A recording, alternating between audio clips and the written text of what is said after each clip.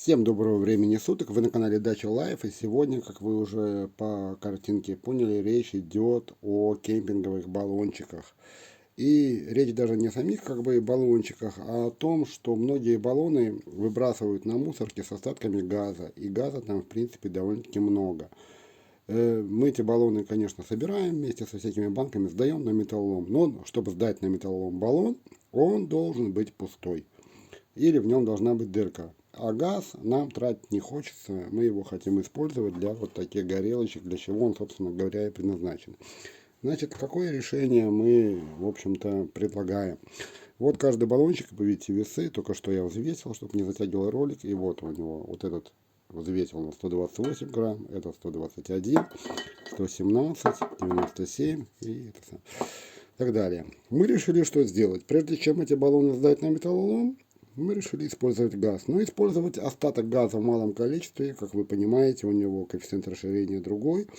И как бы очень-очень неудобно. Неудобно, потому что давление не создает, его надо нагревать или еще что-то такое делать.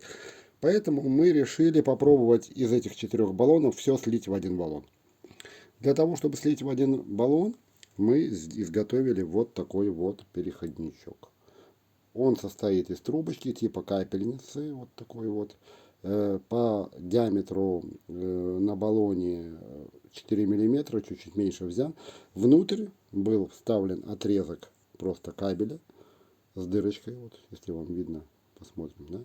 И, в общем-то, в принципе, я хочу такой же принцип, как для заряда зажигалок, да. Но, чтобы перелить газ из баллона в баллон, газ текущий, он будет течь вниз. Что мы делаем? Мы на один баллон этот переходничок надеваем. Естественно, мы выбрали самый такой, который больше всего, 128. Вот берем 121, допустим, будем переливать.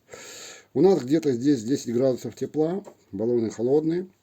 Чтобы перелить, нам баллон надо нагреть. Для этого вот стоит ведро с горячей водой. Сейчас, пока я вам объясняю, мы его туда опускаем. Естественно, сразу даже уже слышно шипение. Это не выходит газ, это он испаряется внутри. Расширяется, поднимается давление. Очень долго держать очень не стоит. Дальше мы баллончик вставляем в наш переходник.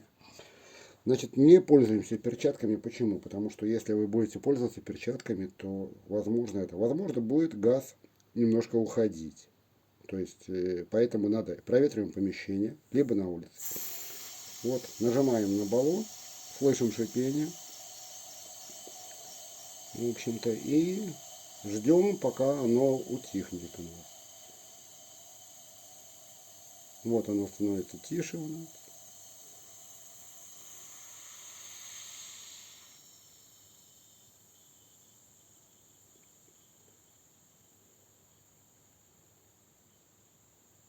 Все, шипение практически прекратилось.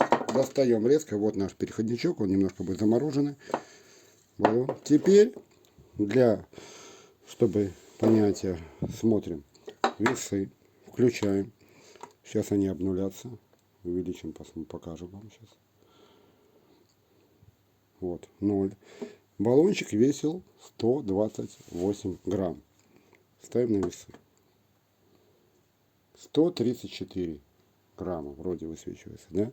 То есть газ у нас перетек, значит, в этом баллоне уже практически ничего не осталось, его уже можно проколоть, можно попробовать еще нагреть, добавить. Но факт, что газ с этого баллона перетек в тот. Если вы не уверены в своих силах, чего-то боитесь и так далее, то этим не занимайтесь. Но если вы баллоны выбрасываете на мусорку, убедительная просьба, прокалите их какими-нибудь вилами и так далее, ну, от греха подальше. Потому что на солнце раскалится, кто-то спичку бросит, бычок или еще что, и может быть трагедия.